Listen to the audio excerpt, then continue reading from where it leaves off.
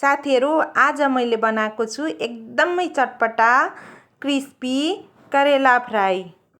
यहाँ मैले 4वटा करेलालाई लिएर मजाले धोएर यसलाई मैले गोलो गोलो यसरी चिप्स जस्तो काटेको छु।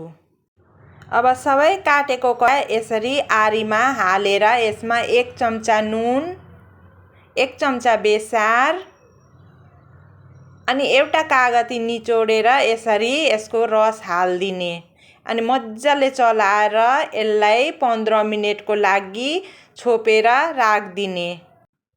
15 मिनेट भएपछि यो यस्तो नरम भएको छ। अब यसको सबै हातले निचोडेर यसको सबै जुस यसरी निकाल्दिने। यति धेरै जुस निस्केको छ।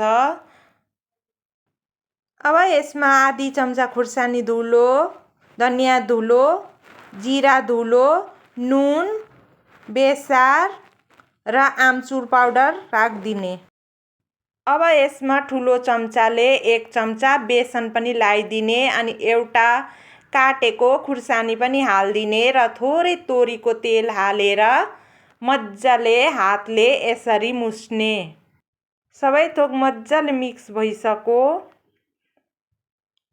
यस्तो भयो। अब यता कराईमा तेल तातिसकेको छ।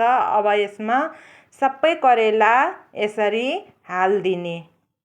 ग्यासको आँच मिडियम पारेर राख्नु होला।